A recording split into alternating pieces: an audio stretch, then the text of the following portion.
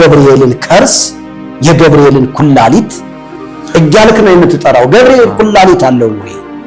ጨጓራ ሰላም ለኩልያቲከ ይላል። ገብርኤል ኩላሊት አለው እንዴ?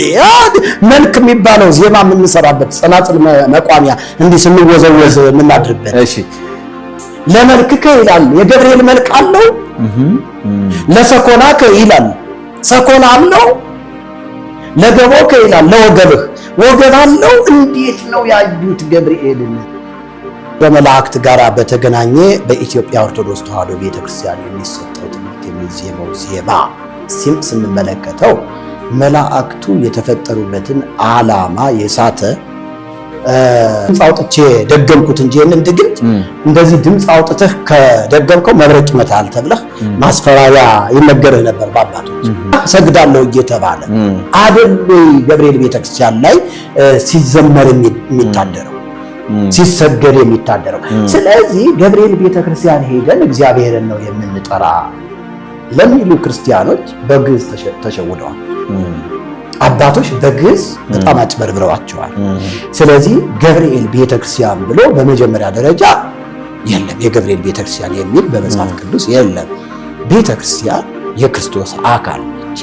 ቤተክርስቲያን በክርስቶስ ደም ላይ ምን ማለት ነው ደግሞ ሰውን በቃ እንደ ጎርፍ ነው እየሰበሰበ የሚያመጣው። ህዝብ ሰብስብ ይባላል። ህዝብ አግዝ ማለት ህዝብን የሚሰበስብ ነው። አሁን የገብርኤል እዛ ቁልቢ ገብርኤል ላይ ህዝብ አግዝ ነው የሚሰራው። ምናልባት ታቦቱ እንግዲህ የተቀረጸው ህዝብ አግዝ ተደርጎበት ነው ማለት ነው። በጥንቆላ ድግምቱ ከዛ በኋላ ንጉሱ ሲነግስ በዛ አማካይነት ከሀገር ውስጥ ከሀገር ውጭ ከተለያዩ ሀገሮች በቃ እየጎረፈ ይሄዳል። ስንት ህዝብ እንደሚሞት ታውቃለህ? መንገድ ላይ ፕሮግራም አልመራችም እና ብዙ ትኩረት አይሰጣትም። ይሄ ማለት እሷን ማቃለል አይደለም። በመሰረቱ እሷን የምናቃልላት አይደለችም። ብጽዕት ናት፣ ቅድስት ናት፣ እግዚአብሔርን እንደምትፈራ የተመሰከረላት ናት፣ ከጌታ የተነገራት ኢየሱስን ማሳየታለች፣ ሰብካናለች። ሰባኪ ነች። መድኃኒቴ ስትል እኮ እኛም እኮ መድኃኒቴ እንድንለው ነው። አምላኬ ያለ ማቋረጥ ሌት ተቀን ማርያምን ለማመስገን ተፈጥረዋል የሚል ትምህርት ታገኛለህ።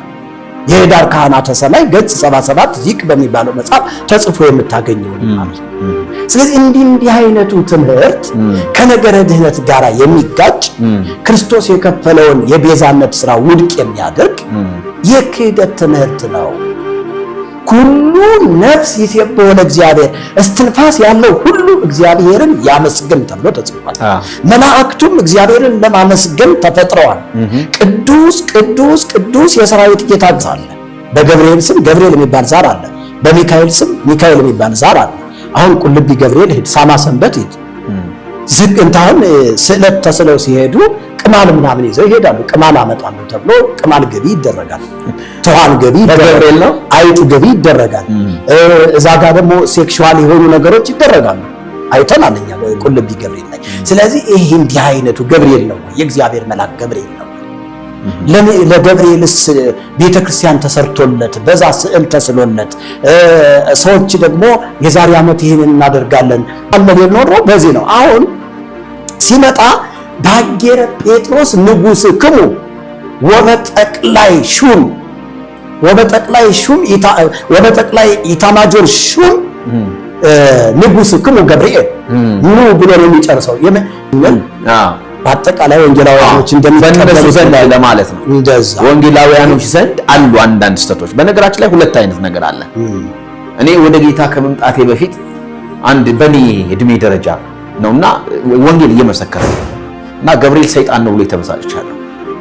ገብርኤል እኮ የምትለው በጣም በገብርኤል አልደራደርም ነበርና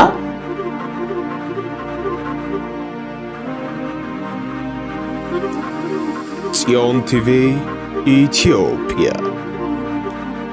ሰላም ለእናንተ ይሁን። የጽዮን ቲቪ ኢትዮጵያ ተመልካቾችና አድማጮቻችን በዓለም ዙሪያ ሆናችሁ የምትከታተሉን በያላችሁበት የጌታ ሰላምና ጸጋ ይብዛላችሁ። ዛሬ ደግሞ በሌላ ርዕሰ ጉዳይ ወደ ከእናንተ ጋር ቆይታ ልናደርግ መጥተናል። ምናልባት ለቻናላችን አዲስ ከሆናችሁ ቻናላችንን ሰብስክራይብ፣ ሼር እና ላይክ ማድረግን አይርሱ። በዚህ ከአገልግሎታችን ጎን ቁሙ ብለን በጌታ ፍቅር እንጠይቃችኋለን።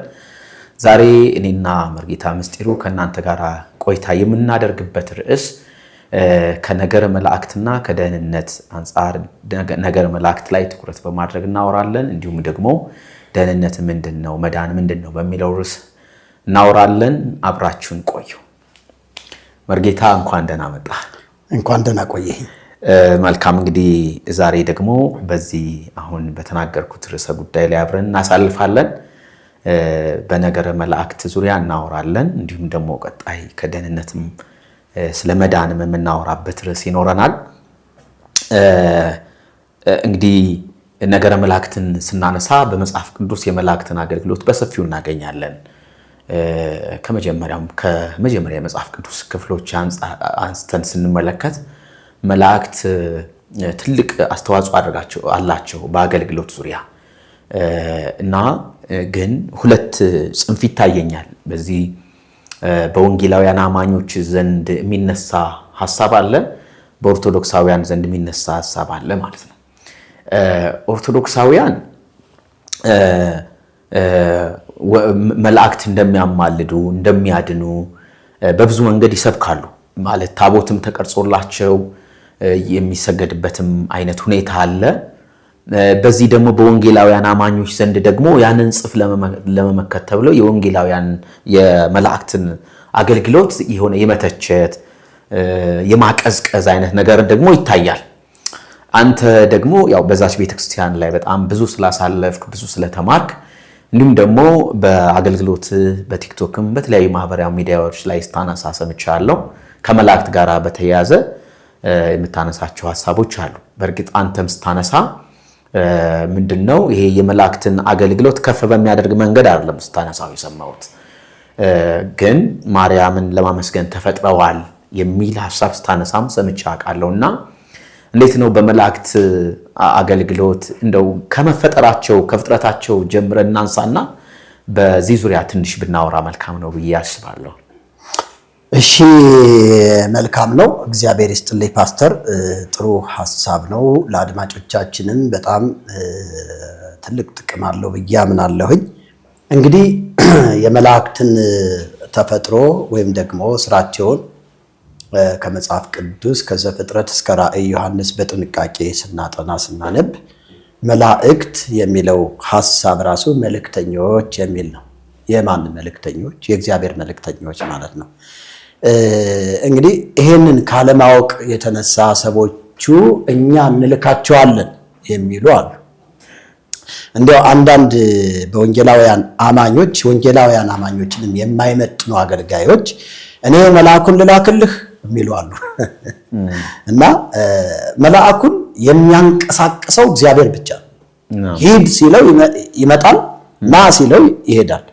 እንደፈለገ ማንቀሳቀስ የሚችለው እግዚአብሔር እንጂ ሰው አይደለም። እና በዚህኛውም ቤት በዛኛውም ቤት እንዲያው ማዕከል አድርገን መጽሐፍ ቅዱስ የሚለውን ነገር ማየት በጣም ጥሩ ነው፣ ጥቅም አለው ብዬ አስባለሁ። ስለዚህ መላእክት ሲባሉ የእግዚአብሔር መላእክቶች ናቸው። እግዚአብሔርን ለማገልገል የተፈጠሩ ናቸው። እግዚአብሔርን ለማመስገን የተፈጠሩ ናቸው።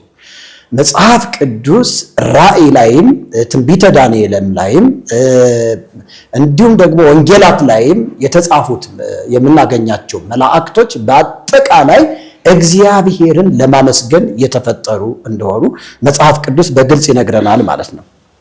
ስለዚህ የመላእክትን ተፈጥሮ ስናይ በጣም ረቂቃን ናቸው። ስጋና አጥንት የላቸውም። በተዘጋ ቤት መግባት ይችላሉ።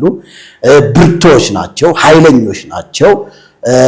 እንዲያውም አንድ መልአክ 185,000 ወታደሮችን በአንድ ጊዜ ድል የማድረግ ስልጣን እንዳለው መጽሐፍ ቅዱስ በደንብ አድርጎ ያስተምረናል ማለት ነው። እንግዲህ እኔ መላእክቶችን አላቃልልም፣ መላእክቶችን አከብራለሁ። አይደለም መላእክቶችን ይቅርና እኔ የትኛውንም እግዚአብሔር የፈጠረውን ፍጥረት ሰዎችን ያልዳኑትንም ሁሉ አከብራለሁ። አይደለም መላእክቶችን። እኔ መላእክቶችን ዝቅ የማድረግ ስልጣን የለኝም። እኔ መልአኩን ከሚያከብር ሰው አንዱ እኔ ነኝ ማለት ነው። ምክንያቱም እግዚአብሔር ያከበረውን ማንም ሊንቀው ስለማይችል። ምናልባት መልአክ አያማልድም ማለት ግን መልአክን ማዋረድ አይደለም። መልአክ አያድንም ስል ከነገረ ድህነት ጋር ያለውን መጽሐፍ ቅዱስ የሚለውን ነው። ይሄ እግዚአብሔር ልጁን ኢየሱስ ክርስቶስን ለሰው ልጆች ልኮ ከኃጢአት ባርነት ሰዎችን አውጥቷል። መልአክ ግን የሰዎችን ኃጢአትና በደል መውሰድ አይችልም። ምክንያቱም በስጋና በደም ስላልተካፈለ ማለት ነው አይደል እንዴ? ስለዚህ ያንን ለማለት ነው እንጂ መጽሐፍ ቅዱስ እኮ በግልጽ መላእክቶች ወደ ሰው ልጆች ተልከው መላእክቶች ሰዎችን መርዳት እንደሚችሉ በግልጽ ይናገራል እኮ። ይታየን መልአክ እግዚአብሔር አውዶም ለሌ ፈረው ወያድነው እግዚአብሔርን በሚፈሩት ሰዎች ዙሪያ የእግዚአብሔር መልአክ ይሰፍራሉ ይልና ያድኗቸው ማን ነው የሚለው።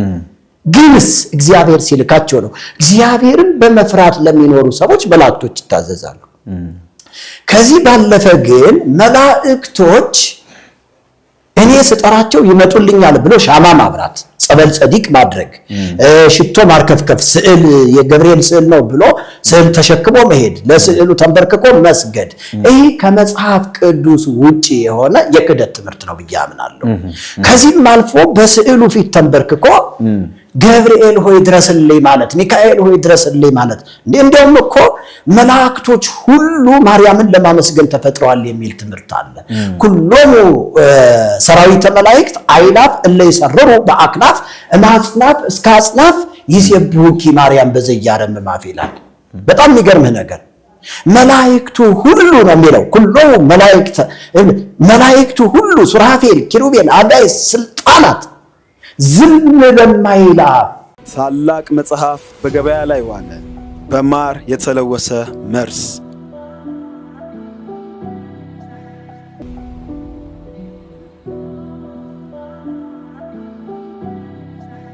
በ280 ገጽና በ12 ምዕራፎች ተከሽኖ የቀረበ ድንቅ መጽሐፍ በመርጌታ ሚስጥሩ መዝገቡ የተጻፈው በማር የተለወሰ መርዝ የሚል ርዕስ የተሰጠው ይህ መጽሐፍ የመናፍስቱን አሰራርና ወደ ጽድቅ መንገድ እንዴት መሄድ እንዳለብን ጥረት ተባለና በግሩም ቋንቋ የሚነግረንን ይሄንን መጽሐፍ በእጅ ማስገባት አንድም ለእውቀት አንድም ለመዳን ዋና ቁልፍ ስለሆነ እንዳያመልጦ። በማር የተለወሰ መርዝ። ያለ ማቋረጥ ሌት ተቀን ማርያምን ለማመስገን ተፈጥረዋል የሚል ትምህርት ታገኛለህ። የሄዳር ካህናተ ሰማይ ገጽ 77 ዚቅ በሚባለው መጽሐፍ ተጽፎ የምታገኘው ነው ማለት ነው። ስለዚህ እንዲህ አይነቱ ትምህርት ከነገረ ድህነት ጋር የሚጋጭ ክርስቶስ የከፈለውን የቤዛነት ስራ ውድቅ የሚያደርግ የክህደት ትምህርት ነው። ኩሉ ነፍስ ይሴብሖ ለእግዚአብሔር፣ እስትንፋስ ያለው ሁሉ እግዚአብሔርን ያመስግን ተብሎ ተጽፏል። መላእክቱም እግዚአብሔርን ለማመስገን ተፈጥረዋል። ቅዱስ ቅዱስ ቅዱስ የሰራዊት ጌታ እግዚአብሔር ብለው እግዚአብሔርን ለማመስገን የተፈጠሩ ናቸው። አየው። ስለዚህ እግዚአብሔርን የሚያመሰግኑትን ቅዱሳን መላእክት ማርያምን ለማመስገን የተፈጠሩ ብሎ ለማርያም መስጠት በእውነቱ እግዚአብሔርን የሚያሳዝን ነው ብዬ አስባለሁ። ጥሩ፣ ወደዛ በሰፊው እንመለሳለን ብዬ አስባለሁ። እንግዲህ መላእክት የተፈጠሩት የእግዚአብሔር መልእክተኞች ለመሆን፣ እግዚአብሔር ሂዱ ሲላቸው ሊሄዱ፣ እግዚአብሔር ኑ ሲላቸው ሊመጡ ነው እና ቅድምም አንተ የጠቀስከው ጥቅስ አለ። እግዚአብሔርን በሚፈሩ ሰዎች ዙሪያ እግዚአብሔር መላእክቶች ይሰፍራሉ አለና ያድኗቸውማል ይላል። አሁን በእርግጥ ኦርቶዶክስ ቤተክርስቲያን መላእክት ማለት ከኃጢአት ያድናሉ ብላ ነው የምታስተምረው ወይስ? ለምሳሌ አሁን እኔ አሁን አምናለሁ፣ ወንጌላውያን አማኞች ውስጥ ያለው ሰው ነኝ። መላእክቶች እግዚአብሔር ሲልካቸው ወደ እኔ እንደሚመጡና እንደሚያድኑኝ አምናለሁ። ለምሳሌ ዳንኤልን ከአንበሳ አፍ እንደታደገው መልአክ እኔ ከችግር፣ ከአደጋ፣ ከጦርነት፣ ከመከራ፣ ከፈተና ያድኑኛል ብዬ አምናለሁ። ለምን?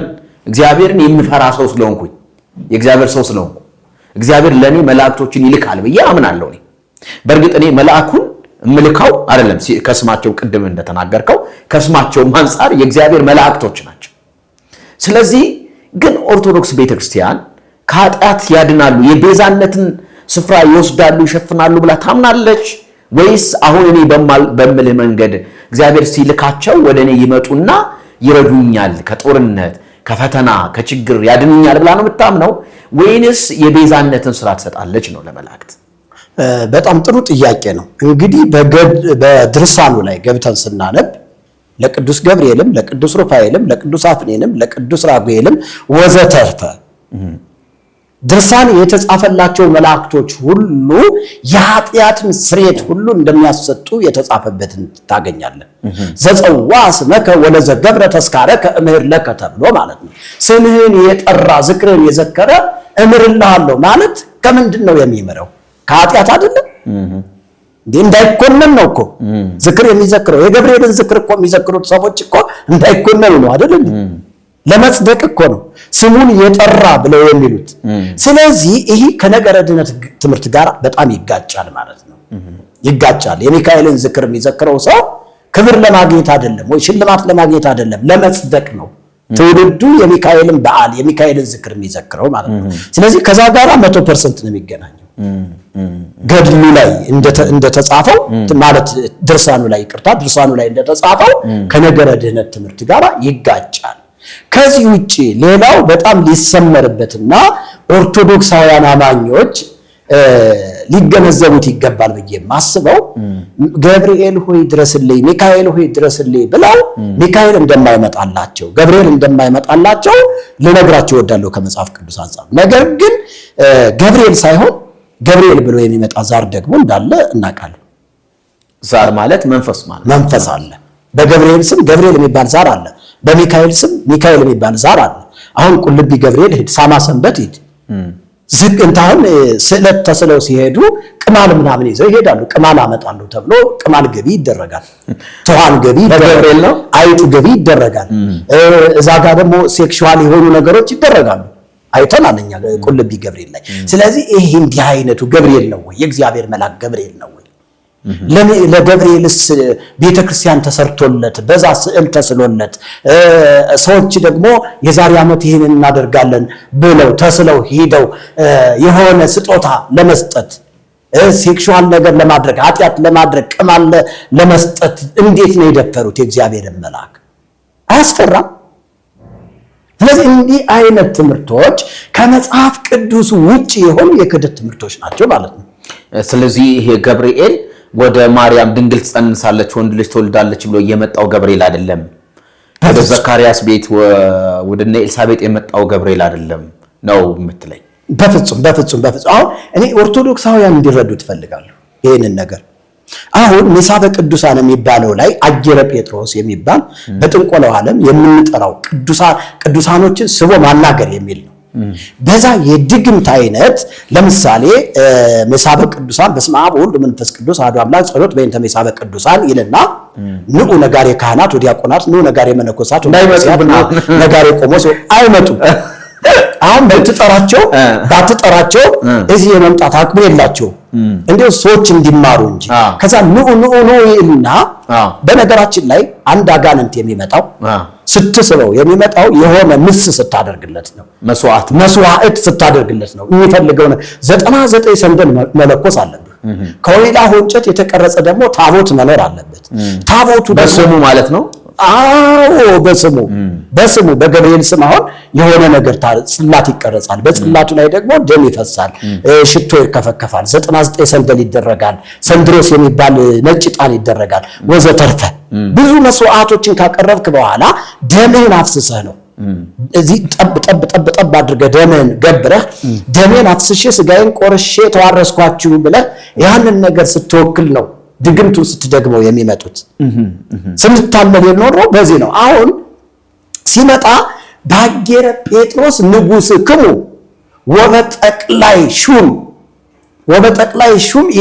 ወበጠቅላይ ኢታማጆር ሹም ንጉስ ክሙ ገብርኤል ኑ ብሎ ነው የሚጨርሰው። ጠቅላይ ኢታማጆር ሹሙ ማን ነው? ገብርኤል ነው ይላል።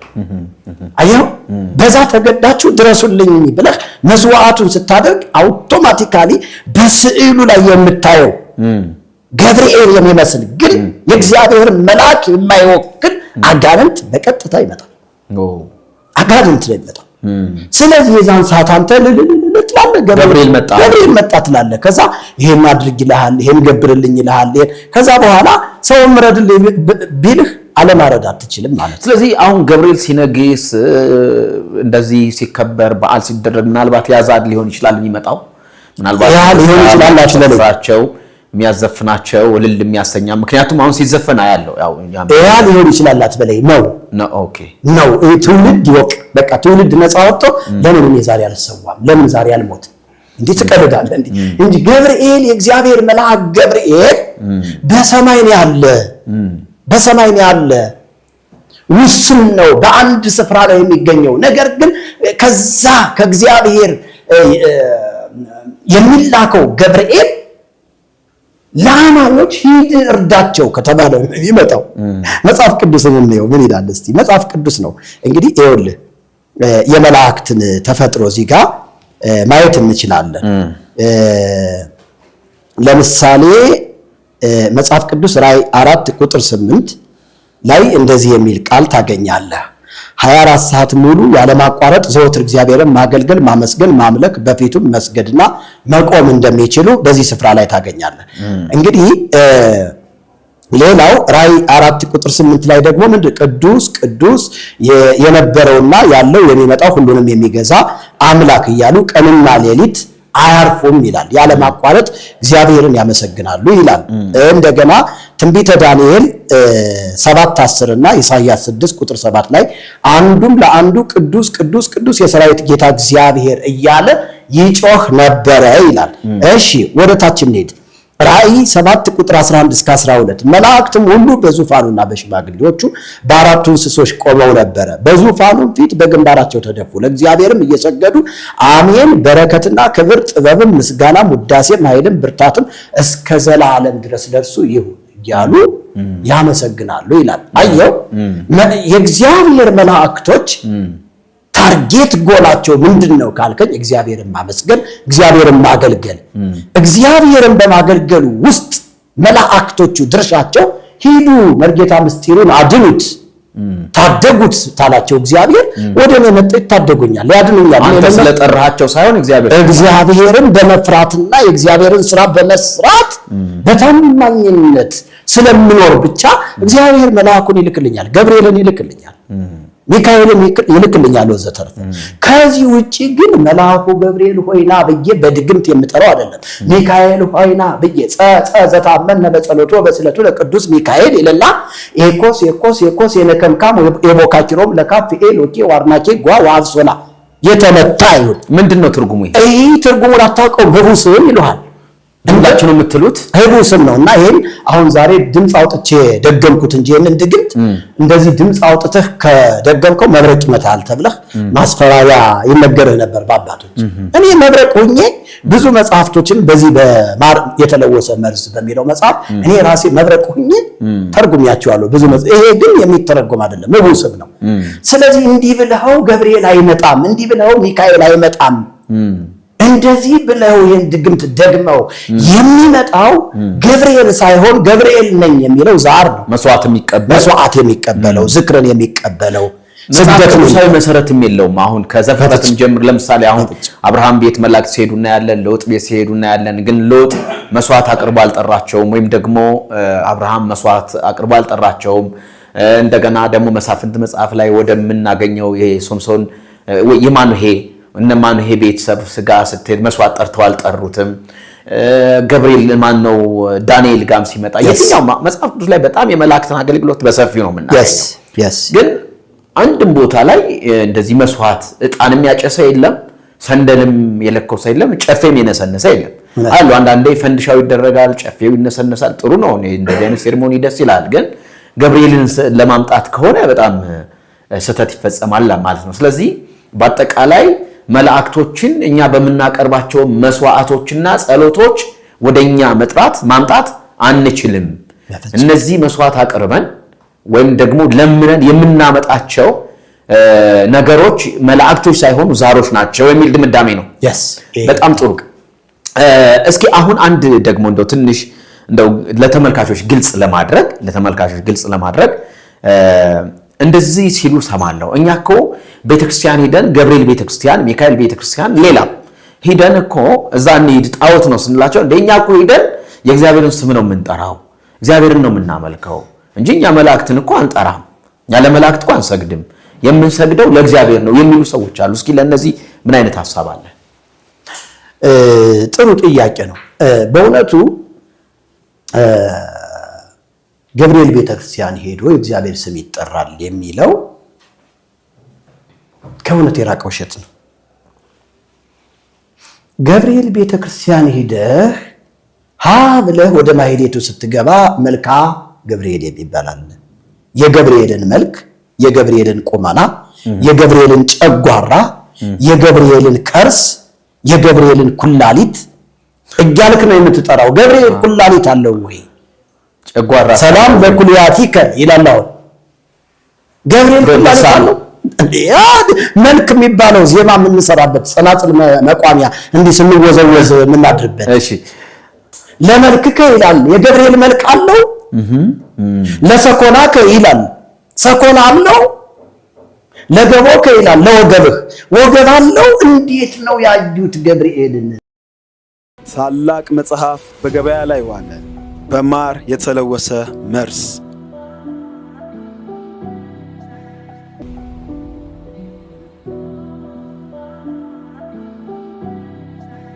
በ280 ገጽና በ12 ምዕራፎች ተከሽኖ የቀረበ ድንቅ መጽሐፍ በመርጌታ ሚስጥሩ መዝገቡ የተጻፈው በማር የተለወሰ መርዝ የሚል ርዕስ የተሰጠው ይህ መጽሐፍ የመናፍስቱን አሰራርና ወደ ጽድቅ መንገድ እንዴት መሄድ እንዳለብን ጥረት ባለና በግሩም ቋንቋ የሚነግረንን ይህንን መጽሐፍ በእጅ ማስገባት አንድም ለእውቀት አንድም ለመዳን ዋና ቁልፍ ስለሆነ እንዳያመልጦ። በማር የተለወሰ መርዝ። እንዴት ነው የሳሉት ገብርኤልን? መላእክቱን የእሳት ነበልባል የሚያደርግ አገልጋዮቹን የእሳት ነበልባል የሚያደርግ አይደል የሚለው መጽሐፍ ቅዱስ ዕብራውያን ላይ። ስለዚህ እንዴት ነው መናፍስቱን ነው የሚለው፣ መናፍስቱን ነው የሚለው። እንዴ መናፍስት ናቸው፣ በተዘጋ ቤት የመግባት አቅም አላቸው መጽሐፍ ቅዱስ ሲናገር ሐዋርያት ሥራ። ስለዚህ እንዴት ነው መልክ የተሰጣቸው? ለጆሮህ እየተባለ ለዓይንህ ለአይንቲከ እየተባለ ለዓይንህ ሰግዳለሁ እየተባለ ለአፍንጫህ ሰግዳለሁ እየተባለ አደሉ ገብርኤል ቤተክርስቲያን ላይ ሲዘመር የሚታደረው ሲሰገድ የሚታደረው። ስለዚህ ገብርኤል ቤተክርስቲያን ሄደን እግዚአብሔርን ነው የምንጠራ ለሚሉ ክርስቲያኖች በግዕዝ ተሸውደዋል። አባቶች በግዕዝ በጣም አጭበርብረዋቸዋል። ስለዚህ ገብርኤል ቤተክርስቲያን ብሎ በመጀመሪያ ደረጃ የለም፣ የገብርኤል ቤተክርስቲያን የሚል በመጽሐፍ ቅዱስ የለም። ቤተክርስቲያን የክርስቶስ አካል ነች። ቤተክርስቲያን በክርስቶስ ደም ላይ የተመሰረተች ነች። ቤተክርስቲያን በጴጥሮስ አለትነት ላይ የተመሰረተች ነች። መጽሐፍ ቅዱስ የእግዚአብሔር ቃል ሲነግረን አንተ ኮክ ሆዲ በዛቲ ኮክ አሐንጻ ለቤተክርስቲያኔ፣ አንተ አለት ድንጋይ ነህ፣ በዚህች አለት ላይ ደግሞ ቤተክርስቲያኔን እሰራታለሁ፣ የገሃነም ደጆችም አይችሏትም። ስለዚህ የቤተክርስቲያን ራስ ክርስቶስ ነው። ቤተክርስቲያን በክርስቶስ አካል የተመሰረተች በክርስቶስ ማንነት የምትታወቅ እንዲሁም ደግሞ በአማኞች የተተከለች ነች ቤተክርስቲያን እንጂ በገብርኤል ልትተከል አትችልም። የገብርኤል ቤተክርስቲያን የክርስቶስ የለም። የገብርኤል ቤተ የሚካኤል ቤተክርስቲያን የሚባል የለም እንደ መጽሐፍ ቅዱስ። ለዚህ ይሄንን በዚህ ቢወስዱት ቢያጠኑ ግዕዙ እውን ምንድነው የሚለው እግዚአብሔርን ነው ወይ የሚጠራው? አንድም ስፍራ ላይ ስለ ገብርኤል ቤተክርስቲያን ወሩ ላይ ቢሄዱ አሁን መስከረም ወር ነው የቤተክርስቲያን ሙሽራዋ ገብርኤል እየተባለ ነው የሚዘመረው በዝማሬ ማለት። አዎ የቤተክርስቲያን ሙሽራዋ ገብርኤል፣ ሙሽራው ግን ኢየሱስ፣ ሙሽራው ኢየሱስ ነው ያለ የኢየሱስን ቀምተው የቤተክርስቲያን ሙሽራዋ ገብርኤል እየተባለ ይዘመራል። አሁን ባሁን ወራዊ ሀለ ቤተክርስቲያን መላከ ሥራው ይሆሙ ለመላእክት ገብርኤል አሰርገዋ ለምድር በስነ ጽጌያት ትእዛዝ ማልከኝ አንተ ዝምሮ እንደዛ ነው ሳላስበው ሌላ ውስጥ እየከተትከኝ። እኮ ያው ስለ መላእክት ስለምናወራ ይሄን በተመለከተ ማውራታችን ተገቢ ነው ብዬ አስባለሁ። እንደው ምናልባት ለወገብህ፣ ለኩላሊትህ፣ ለጨጓራህ ለዓይንህ፣ ለከንፈርህ፣ ለጆሮህ እያሉ የሚዘምሩት እንደ ምናልባት ስዕሉን በሰው መልክ ስላሳዩአቸው ይሆን እንጂ መጽሐፍ ቅዱስ አሁን ቅድም ያልከውን ጥቅስ እንደው ዝም ብለን ብናነበው አሁን ዕብራውያን ምዕራፍ 1 ቁጥር 7 ላይ ከመዝሙረ ዳዊት 104 ላይ የተወሰደ ክፍል ነው። ስለ መላእክትም ነው የሚለው። ስለ መላእክትም መላእክቱን መናፍስት አገልጋዮችን የእሳት ነበልባል የሚያደርግ ነው ይላል። ኢየሱስ ከመላእክት ይበልጣል የሚለውን ትምህርት ለማስተማር ሲፈልግ ኢየሱስ በስጋና በደም የተካፈለ ነው። እነዚህ መላእክት ግን በስጋና በደም የተካፈሉ አይደሉም፣ ግን መንፈስ ናቸው ነው። ስጋና ደም የላቸውም መላእክቶች። ስለዚህ አሁን መንፈስንስ በስዕል መልክ አሁን ገብርኤልን በየቤተክርስቲያኑ በየንዋየ ቅዱሳቱ ገብርኤል የሚባለውን ስዕል እናውቀዋለን አለ የገብርኤል ስዕል። ግን መንፈስን መሳል እንችላለን ወይ?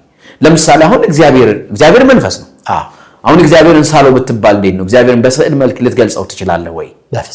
ገብርኤልም መንፈስ ነው። ስለዚህ አሁን ሰይጣንም መንፈስ ነው እኮ በነገራችን ላይ አለ። አሁን መንፈስን በስዕል መልክ መግለጽ በራሱ ተገቢ ነው እንዴ?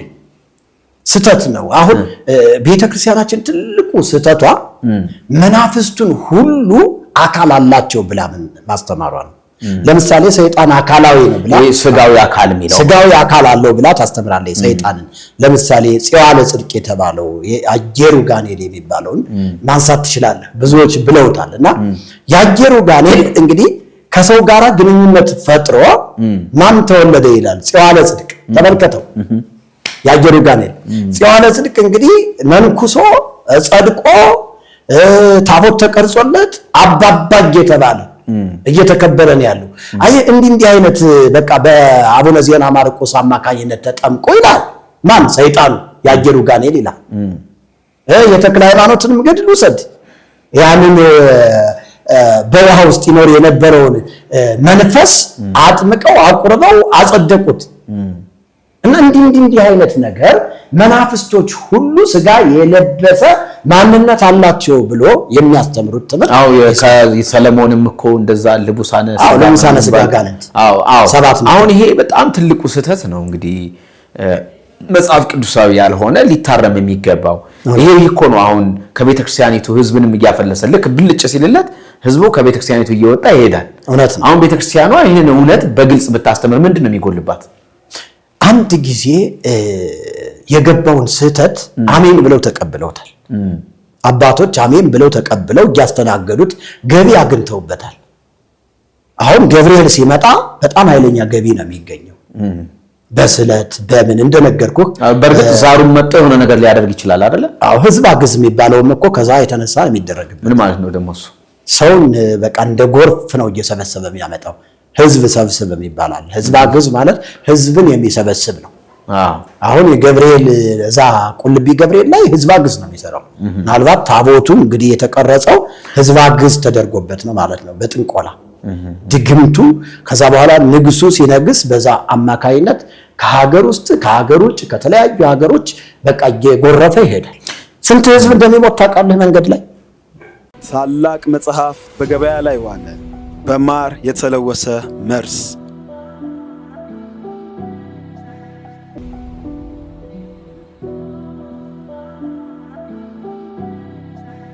በ280 ገጽና በ12 ምዕራፎች ተከሽኖ የቀረበ ድንቅ መጽሐፍ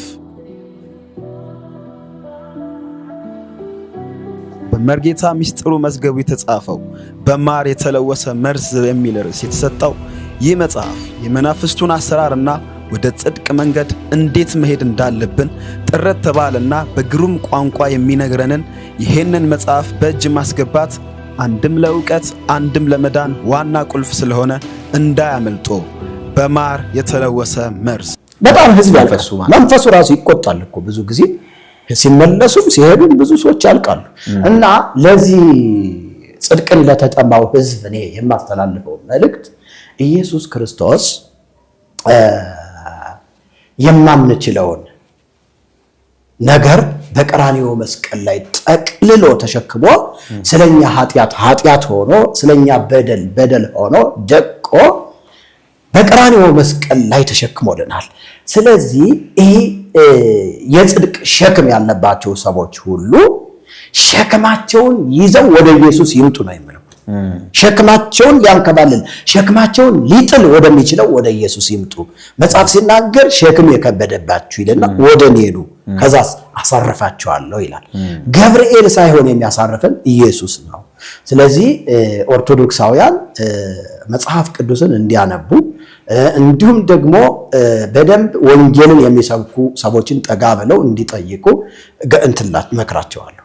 በጣም ጥሩ። አሁን እንግዲህ መላእክትን ስናስብ ለእግዚአብሔር የተለየ ዓላማ የተፈጠሩ እግዚአብሔርን ለማመስገን የተፈጠሩ እንዲሁም ደግሞ እግዚአብሔርን ለሚፈሩት ሰዎች ለመርዳት፣ ለማገዝ፣ ከፈተና ለማውጣት የሚላኩ ስጋዊ አካል የሌላቸው መንፈስ የሆኑ ናቸው የሚል ድምዳሜ መስጠት አለብን። እውነት ነው። ስለዚህ አሁን ስዕልም ስለን ገብርኤል ነው የምንለው ነገር የለም ነው።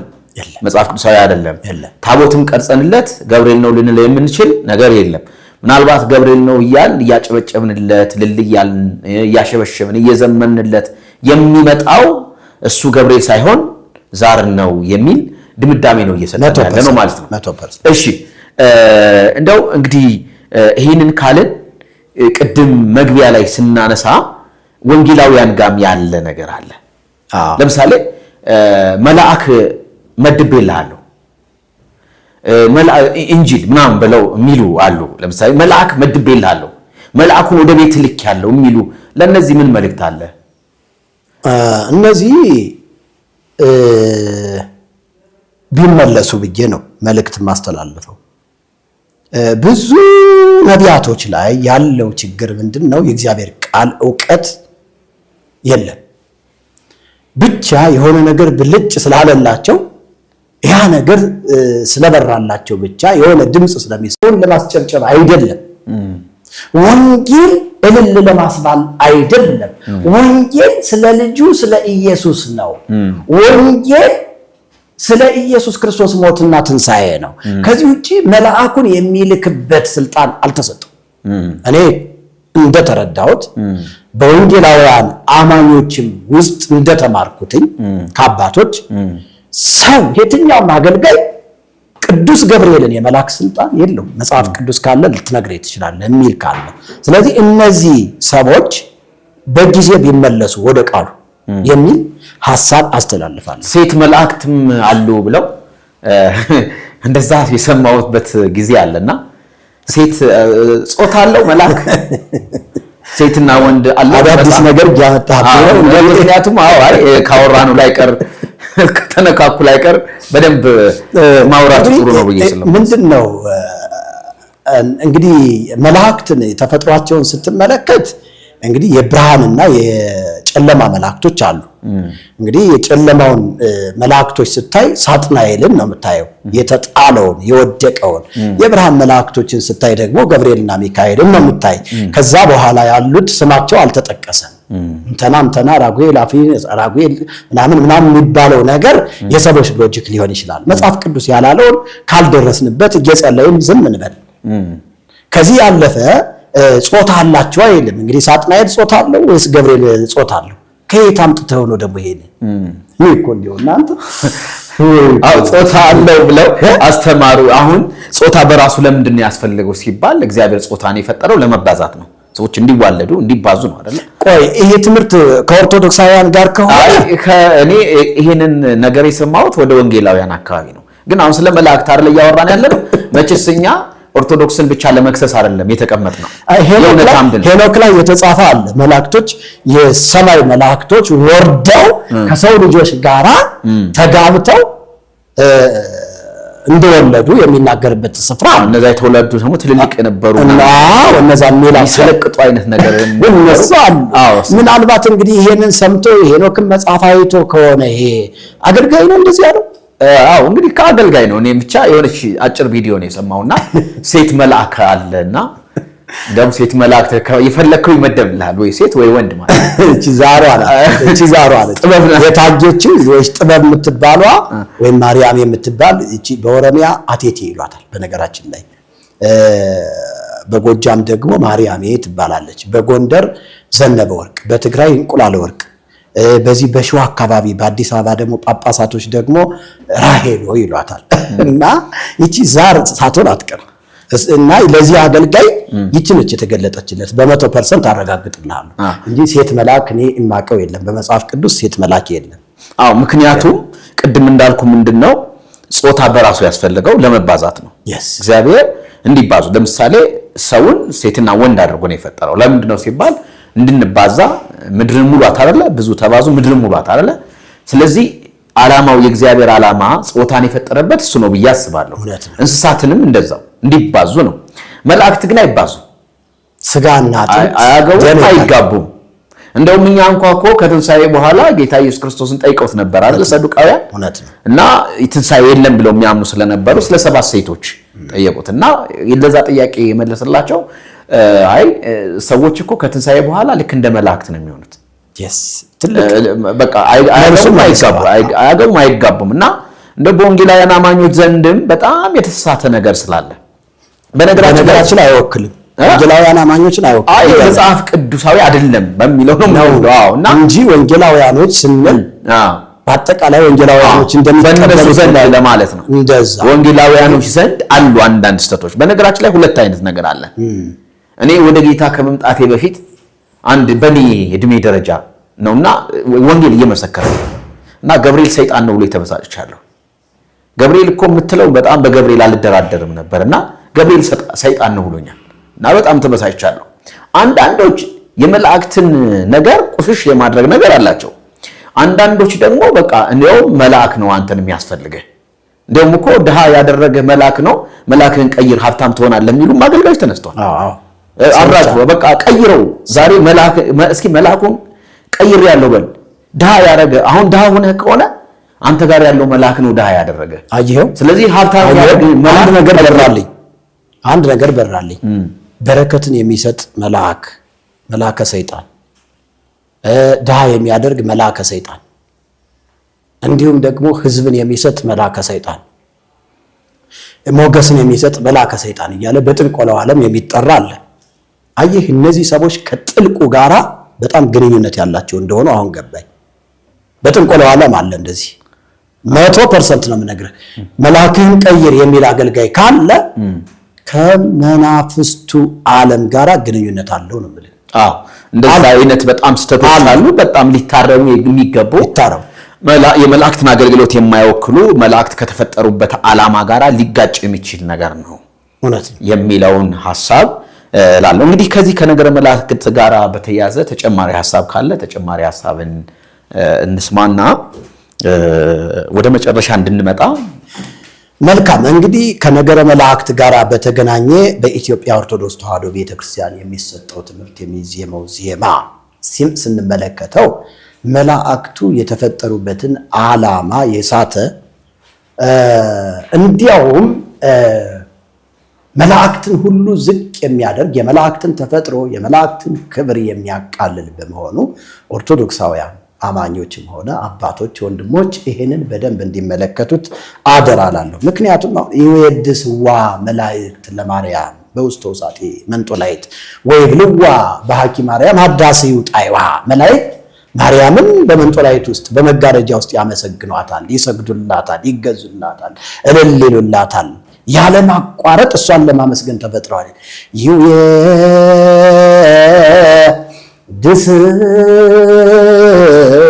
ይወድስዋ እለዋለሁ እኔ ይወድስዋ ኢየሱስ ብዬ አዜማዋለሁ። በቃ ችግር የለውም። ኢየሱስ ነው ሊመሰገን የሚገባው እንጂ ማርያም አይደለችም። ስብሕተ አንቲ ማርያም ወድስት በአፈ ኩሉ ኪሩቤል ይሴብሑኪ ወሱራፌል ይትቀነዩ ለኪ መላእክት በበነገዶም ይትቀነዩ ለኪ የሚል ትምህርት አለ። መላእክት በየነገዳቸው ሱራፌል፣ ኪሩቤል፣ አጋዕዝት፣ ስልጣናት ሁሉ ይገዙልሻል፣ ያመሰግኑሻል የሚለው ይሄ ተሰርቆ የተወሰደ ነው። ስቡሕ አንተ ወውዱስ በአፈ ኩሉ ኪሩቤል ይሴብሑከ ወሱራፌል ይቄድሱከ መላእክት በበነገዶሙ ይትቀነዩ ለከ እንደዚህ ብሎ ይስተካከላል በትርጉሙ። እንግዲህ መላእክት ሱራፌል ኪሩቤል አጋይስት ስልጣናት ሁሉ ላንተ ይቀኙልሃል አንተን ለማገልገል ደግሞ ይገዙልሃል ያመሰግኑሃል የሚል ነው ስለዚህ መላእክቱ ሁሉ ሱራፌል ኪሩቤል ያለ ማቋረጥ እግዚአብሔርን ሌት ተቀን ለማመስገን ስለተፈጠሩ ይሄ ለማርያም ስለተሰረቀ ወደ ኢየሱስ ይመለስ የሚል ሐሳብ አስተላልፋለሁ ማለት በጣም ጥሩ ምክንያቱም ዮሐንስ ራእይ ራሱ ታርደሃልና ይገባሃል ህዝብን ከነገድ ከቋንቋ ዋጅተሃል እያሉ ይዘምሩ የነበሩት ይሰግዱ የነበሩት ሌትና ቀን ሳያርፉ ያመልኩ የነበሩት ኢየሱስን ነው እና ማርያምን ከየትኛው በርግጥ ማርያምን የጌታን የኢየሱስ ክርስቶስን እናት የምናገኛት በአዲስ ኪዳን ነው አይደለ ገና ማቴዎስ ወንጌል ምዕራፍ 1 እና ሉቃስ ላይ ነው የምናገኛት ምዕራፍ 1 ላይ ነው የምናገኛት እና ከዛ የሐዋርያት ሥራ ምዕራፍ 1 ላይ ደግሞ እናገኛታለን ሐዋርያትም ብዙ እንደውም ትኩረት አይሰጧትም የሚገርማ እንደውም አሁን የሐዋርያት ሥራ ምዕራፍ 1 ላይ ሴቶቹ የጌታ የኢየሱስ ክርስቶስ እናትም ከደቀ መዛሙርት ጋር ነበሩ ፕሮግራም ማልመራቸው ብዙ ትኩረት አይሰጣትም ይሄ ማለት እሷን ማቃለል አይደለም በመሰረቱ እሷን ምናቃልላት አይደለችም በጽይት ናት ቅድስት ናት እግዚአብሔርን እንደምትፈራ የተመሰከረላት ናት ከጌታ የተነገራት ኢየሱስን ማሳየታለች ሰብካናለች ሰባኪ ነች መድኃኒቴ ስትልቆ እኛም እኮ መድኃኒቴ እንድንለው ነው አምላኬ ታላቅ መጽሐፍ በገበያ ላይ ዋለ በማር የተለወሰ መርዝ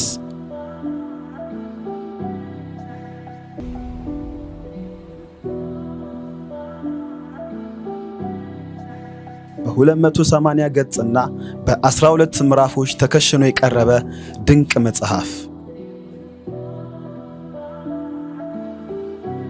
በመርጌታ ሚስጥሩ መዝገቡ የተጻፈው በማር የተለወሰ መርዝ የሚል ርዕስ የተሰጠው ይህ መጽሐፍ የመናፍስቱን አሰራርና ወደ ጽድቅ መንገድ እንዴት መሄድ እንዳለብን ጥረት ተባለና በግሩም ቋንቋ የሚነግረንን ይሄንን መጽሐፍ በእጅ ማስገባት አንድም ለእውቀት አንድም ለመዳን ዋና ቁልፍ ስለሆነ እንዳያመልጦ በማር የተለወሰ መርዝ እኛም አምላኬ ብለን እንድናመሰግነው ነው አምላክ ወሰብ ሰውና አምላክ እንደሆነ ማርያም ነግራናለች ራሷን ዝቅ አድርጋ እንዲያው እንዴ በጣም እኮ ማርያም እኮ ምንድነው ያለች እኮ ውርደቴን ተመልክቷል ነው ያለች እንዴ በጣም የባሪያይቱን ውርደት ተመልክቷል አለች እኮ ስለዚህ ዝቅ ብላ ኢየሱስን ያገነነች ኢየሱስን የሰበከች ለኢየሱስ የተቀኘች አምላክ ወሰብ መሆኑን የነገረችን ማርያም ነች እና ብዙ ጊዜ እናገረዋለሁ ማርያም እኮ ጥንጥጥ ያለች ጴንጤ ናት እላለሁ እውነት ነው ያው እንግዲህ እኛ ጴንጤ ከተባልን ያው እኛ የእምነት እናታችን በእምነት እናታችን ነችና እሷ የሰበከችውን እሷ የሆነችውን ነው እየሆነ ያለ ነው ዛሬኛ ማለት ነው በጣም ጥሩ እንግዲህ መላእክቶች የቤዛነትን ስራ ሊሰሩ አይችሉም ለምን ሲባል በስጋና በደም የተካፈሉ አይደሉም ደም ሳይፈስ ምን የለም ነው ስርየት የለም ደሙን ያፈሰሰልን ብቸኛው ሰው ሆኖ የተገለጠው ኢየሱስ ብቻ አምላካችን ወንድማችን አባታችን ብለን እንጠራው ይችላል እንግዲህ እመኑም የተባልነው በሱ ነው አሁን ሮሜ ምዕራፍ 3 ላይ በጣም ጥሩ ቃል አለ አይደል ሁሉም ኃጢአትን ሰርተዋል የእግዚአብሔርም ክብር ጎሏቸዋል ይልና እንደው በክርስቶስ ኢየሱስ በሆነው ቤዛነት በኩል እንደው በጸጋው ይላሉ ይጸድቃሉ በእምነት ይጸድቃሉ ነው ኤፌሶን ምዕራፍ 2:8 ጸጋው በእምነት አድኗቸዋል ኢየሱስን በማመን የእግዚአብሔር ስጦታ እንጂ ከእናንተ አይደለም ማንንም እንዳይመካ ከስራ አይደለም ማለት አሁን ብዙ የኢትዮጵያ ኦርቶዶክስ ተዋሕዶ ቤተክርስቲያን ምእመናን ማንንም እንዳይመካ ከስራ አይደለም እያለ ስራ ሰርቼ ጸድቃለሁ ኢየሱስ ተጨማሪ ነው ገብርኤል ጋር ሄጄ ዝክር ልዘክር ተመልከት ተክለ ሃይማኖት ገዳም ሄጄ ጸበል ጸዲቅ ላድርግ ስራ ልስራ አንደኛ ገንዘባቸውን ሁለተኛ ጉልበታቸውን ሶስተኛ በቃ በጣም ማንነታቸውን ሁሉ ነው የሚያደበዝዝ ስለዚህ ከስራ አይደለም ማለት በቃ ክርስቶስ ሰርቶታል አሁን ክርስቶስ ሰርቶልኛል ብሎ ሃሌሉያ እያሉ እየዘመሩ መኖር ብቻ ለኛ የተሰጠን የዳንበትን ወንጌል እየተናገርን በጎነቱን እየመሰከረን መኖር ብቻ ነው የተፈቀደልን ከዚህ ውጪ እንዲያው ዝም ብዬ እየደከምኩኝ አሁን እኮ ከ1 እስከ 30 በዓላቶች አሉ በአንድ ዝክር የዘከረው ሰውዬ በሁለት ደግሞ ታዲዮስ ሲመጣ ደግሞ ይሄዳል በሁለት ደግሞ ዘክሮ ደግሞ አሁንም 3 ላይ ደግሞ ሲሄድ ባታ ለማርያም ብሎ ይሄዳል። ያ ደግሞ አላረካውም ዮሐንስ ወልደ ነጎድጓድ ብሎ በ4 ይሄዳል። ከዛሳ ደግሞ 5 ሲመጣ አይ ገብረ መንፈስ ቅዱስ ጋር ደግሞ ሄጄ ደግሞ ዝክር ልዘክር ይላል። አይረካም። እንደዚህ አይነት በስራ ነው ለመጽደቅ እየሞከረ ያለው። አዎ ስለዚህ እንዲህ አይነቱ አካሄድ ፈጽሞ ከመጽሐፍ ቅዱስ ውጪ የሆነ ባዕድ ትምህርት ነውና አባቶችም ወንድሞችም ይሄንን በማጤን ትውልድ እንዲነቃ ወንጌል ቢሰብኩት መልካም ነው ለማለት እወዳለሁ። በጣም ጥሩ። እንግዲህ መዳን በሌላ በማንም የለም ብለን እንደመድማለን። መዳን በገብርኤልም የለም በሚካኤልም ወይም ደግሞ በሌሎች መላእክትም መዳን አይቻልም። መዳን በክርስቶስ ኢየሱስ በሆነው ቤዛነት በኩል በፈሰሰው ንጹህ ደም እንከን በሌለበት ደም ነው ልንድን የምንችለው። ከኃጢአታችን ነፃ ልንሆን የምንችለው በክርስቶስ ኢየሱስ በሆነው ቤዛነት በኩል ብቻ ነው። ግን መላእክቶች ለኛ የሚታዘዙ የተወደዱ የእግዚአብሔር መልእክተኞች ናቸው። እኛ ጋር ፈጥነው ይደርሳሉ። ግን በሁሉም ስፍራ የመገኘት ደግሞ አቅምም የላቸውም። እግዚአብሔር ባላቸው ስፍራ በረው እልፍ አእላፋት አሉት። ስለዚህ በነገራቸው አይበዙም ነበር። በሁሉም ቦታ መገኘት ቢችል ኑሮ መልአክ አይባዙም ነበር፣ ብዙ አይሆንም ነበርና በቃ አንድ መልአክ በሁሉም ቦታ ከተገኘ ምንም ችግር አልነበረውም። እዚህ ሩፋኤልም ያለው እንትንም ያለው ቦሌም ያለው ምናምን አይበዛም ነበር።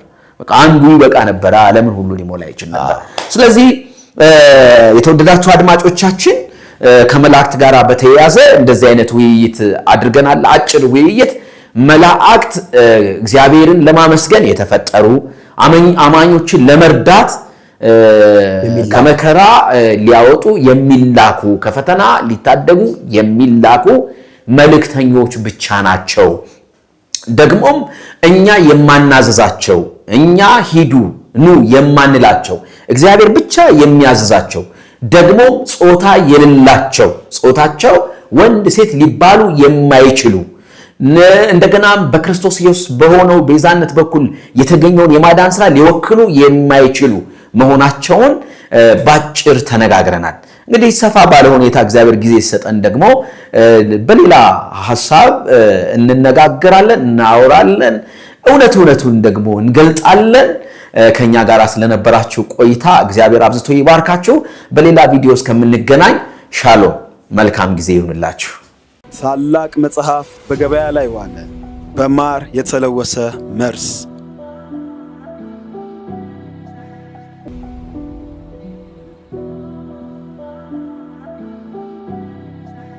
በ280 ገጽና በ12 ምዕራፎች ተከሽኖ የቀረበ ድንቅ መጽሐፍ በመርጌታ ሚስጥሩ መዝገቡ የተጻፈው በማር የተለወሰ መርዝ የሚል ርዕስ የተሰጠው ይህ መጽሐፍ የመናፍስቱን አሰራርና ወደ ጽድቅ መንገድ እንዴት መሄድ እንዳለብን ጥረት ተባለና በግሩም ቋንቋ የሚነግረንን ይሄንን መጽሐፍ በእጅ ማስገባት አንድም ለእውቀት አንድም ለመዳን ዋና ቁልፍ ስለሆነ እንዳያመልጦ። በማር የተለወሰ መርዝ